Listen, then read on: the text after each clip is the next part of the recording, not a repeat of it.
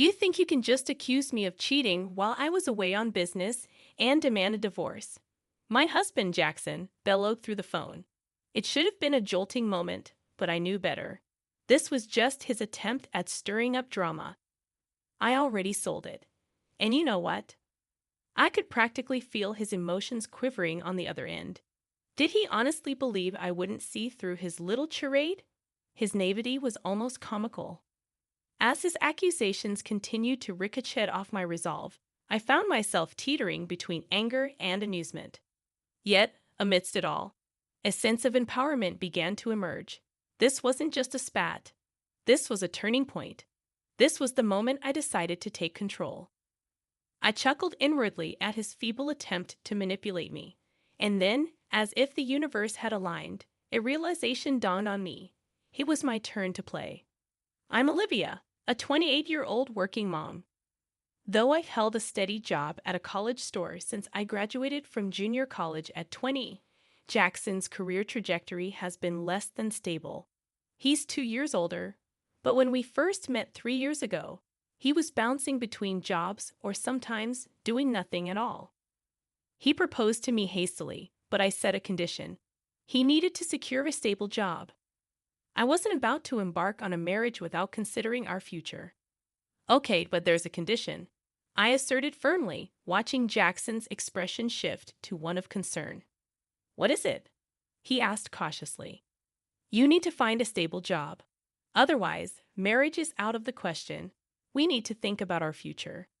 He attempted to brush it off with a casual remark. Oh, don't worry, you're working, so there's no rush, right? But my parents would be concerned if I married without a job. I'll find one before we tie the knot, he promised, sensing the seriousness in my tone. Reluctantly, Jackson embarked on his job search journey. Eventually, he secured an office position at a construction company, and we moved forward with our plans to wed. At the time, I saw Jackson as somewhat careless with money and work, but I believed our partnership could balance each other out. I thought I could guide him towards financial responsibility, and he would complement my strengths. Little did I know, our challenges were just beginning. About a year into our marriage, as we were exploring the idea of buying a house, Jackson revealed a troubling obstacle. I might not qualify for a loan, he confessed casually. I was taken aback. What do you mean? I pressed for an explanation. He shrugged. Because I haven't been at my job long enough, I might need a guarantor for the loan. The only option would be my dad, but he's dealing with some serious gambling debts. He probably wouldn't be able to help. Why didn't you tell me this earlier? I was dumbfounded, especially with the contract and the real estate agent right in front of us. But Jackson, appearing unfazed, nonchalantly remarked, If we put the house in your name, it'll be fine, right? You've been at your job forever, so you can secure the loan. We'll both contribute to paying it off. It's just a formality. That's beside the point. Why didn't you bring this up before? This is significant for me too. I'm not even prepared with the paperwork, I retorted, frustration bubbling beneath the surface. Though he offered an apology, his contrition felt superficial, lacking sincerity. Despite my urge to protest further, faced with the already arranged contract and the presence of the agent, I decided against escalating the situation. Reluctantly, I hastily gathered the necessary documents, such as my income statement, for the loan application, and impulsively finalized the purchase under my name. Doubt not at me. Could I truly envision a future with this man? Perhaps I should have simply asserted, then we won't proceed, instead of hastily preparing the paperwork. My anxiety heightened with the looming issue of my in-laws. The other day, I had a conversation with Dad, Jackson began. He mentioned he might lose the house due to the debt I mentioned earlier, so he's considering moving in with us. Is that all right? What? Why would you even entertain that idea? I reacted swiftly, but Jackson merely shrugged it off. Well, he's facing difficulties. My brother is single, but he's working abroad. I'm the only one Dad can turn to. Shouldn't we seriously discuss this? Maybe he can stay temporarily until he finds a place, but committing to living with us permanently is a major decision. Jackson scowled. You just don't want him to stay, do you? If he moves in, we can divide the living expenses. You're always going on about money. You mean the money you never contribute? You promised we'd split the mortgage, but it's only coming out of my paycheck. You haven't given your share. In marriage, finances are shared. It's not just your money, it's ours. It's deducted from your account because the house is in your name. Stop being so self-centered, I exclaimed, frustration evident in my tone. But Jackson simply muttered, I hate discussing money, before storming out of the room. Such disputes became a regular occurrence. Every time, Jackson would brush off my concerns and eventually retreat. No resolution was ever reached. However, Jackson wasn't entirely inactive regarding his family's predicament. As part of his role in construction site administration, he frequently dealt with real estate contracts. He often consulted a specific agency on how to secure the best price for selling his family's home and the necessary procedures involved. I overheard these discussions repeatedly, finding solace in the fact that I wasn't alone in contemplating this matter. Yet the prospect of my in-laws moving in with us post-sale, as if it were a foregone conclusion, continued to unsettle me. Jackson began attending meetings with real estate agents and my in-laws without involving me, and he started spending more weekends away from home. Eventually, he embarked on a lengthy business trip lasting several months, necessitated by the distance of the construction site he was overseeing. It wasn't apparent to me then, but the seeds of our power struggle had already been sown. A few days after Jackson departed for his trip, I decided to treat myself to tea after a shopping excursion. Hello, the man who greeted me seemed familiar. Memories flooded back, recalling him as someone Jackson had once brought home. He worked at a real estate company, a young employee named Samuel, according to Jackson. Samuel had been with the company for less than a year. Ah, yes, I remember you. You visited our house before, right? Yes, I apologize for dropping by unannounced and even joining for a meal. My apologies. No need to worry. I should have been more welcoming. We ended up sharing tea together. Samuel was affable and appeared more level-headed than Jackson, despite his youth.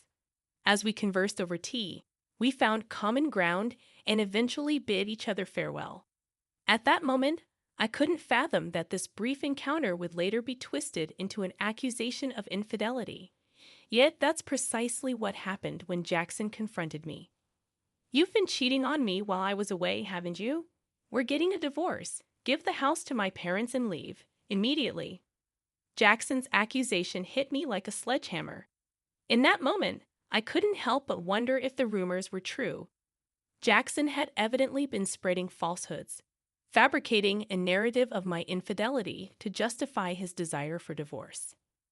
And the bearer of this false tale was none other than Samuel, the man Jackson unjustly accused me of having an affair with. He showed up at my doorstep the day after our tea. I apologize for the sudden visit yesterday. Jackson asked me to reach out to you.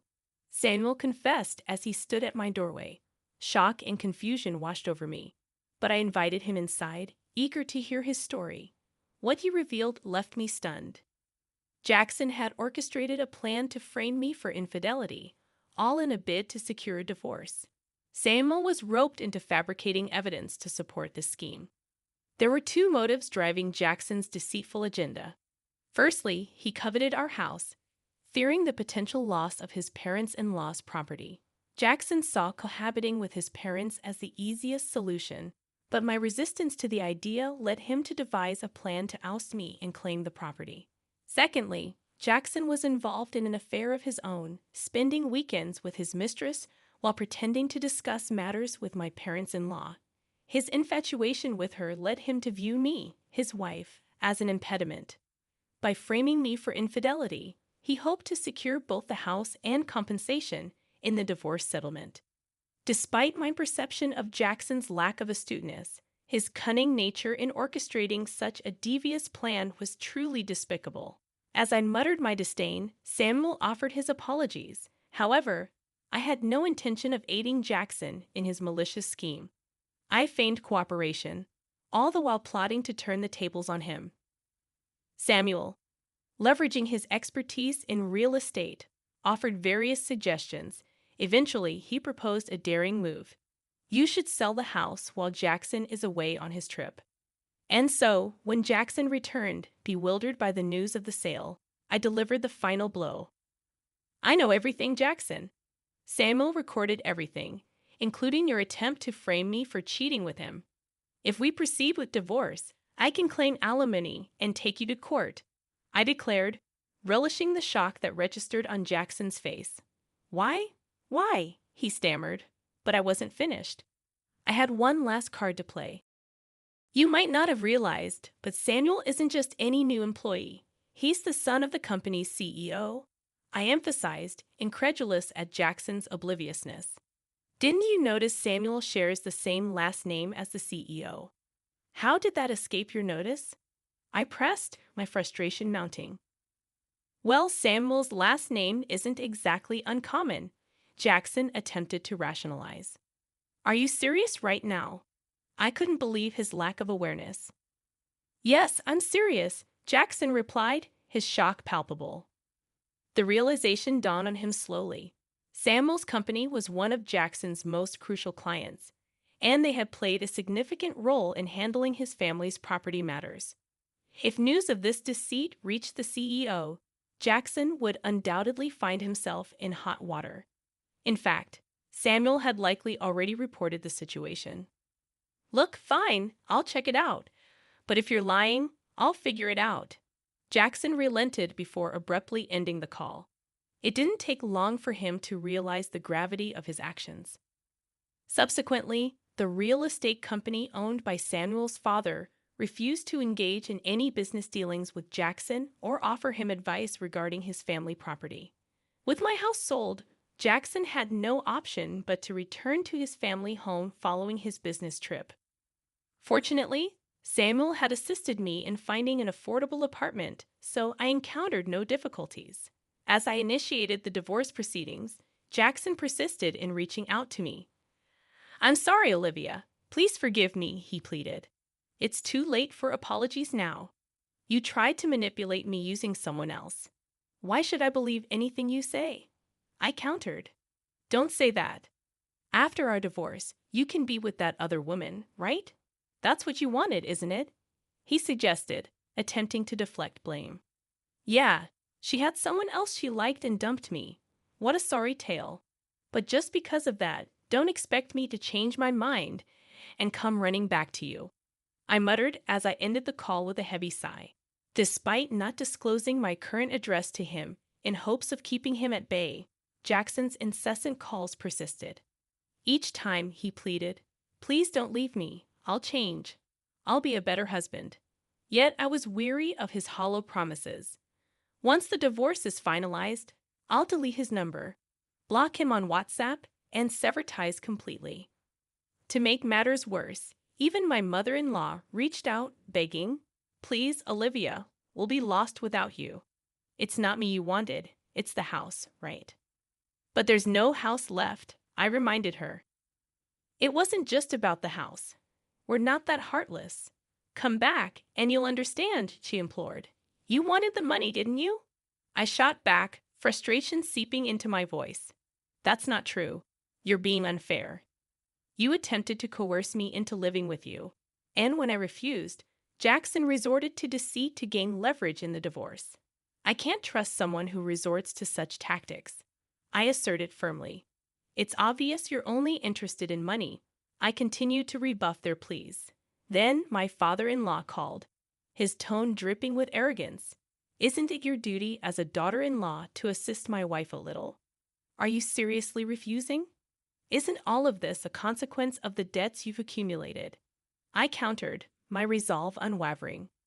In response, his voice on the phone grew so loud that it hurt my ears. You heartless woman. Abandoning your mother-in-law in her time of need and shifting blame onto her. I'll teach you a lesson, you wicked woman.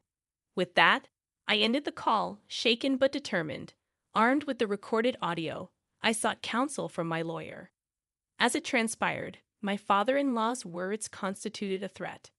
Armed with this evidence, I informed Jackson that I'd pursue legal action if he didn't agree to the divorce. In a panic, Jackson reluctantly consented to the divorce. Finally, I was free from the clutches of that outrageous family. After the divorce, Jackson's reputation at work suffered, leading to a loss of trust and diminished responsibilities. Additionally, the unresolved debt forced him to sell his family home at a steep discount. Now, he resides in a modest apartment with his parents, grappling with a reduced salary and the burden of supporting his family. To compound his challenges, he is obligated to pay me alimony. Learning about Jackson's struggles firsthand from Samuel, who remained a confidant, I discovered an opportunity to leverage my customer service skills from my previous role at a clothing store. Samuel, now working in the HR department of a real estate company, recommended me for a position that required strong communication abilities. After careful consideration and discussions with Samuel, I accepted the offer and transitioned to the real estate company. Throughout this transition, Samuel and I maintained our close bond, which eventually blossomed into a romantic relationship. After a year of dating, we tied the knot, and I became the spouse of the future company president. Jackson likely never envisioned that the two individuals he attempted to falsely accuse of infidelity would ultimately find love and marry each other. Now surrounded by my supportive new family, including my in-laws, I look forward to building a beautiful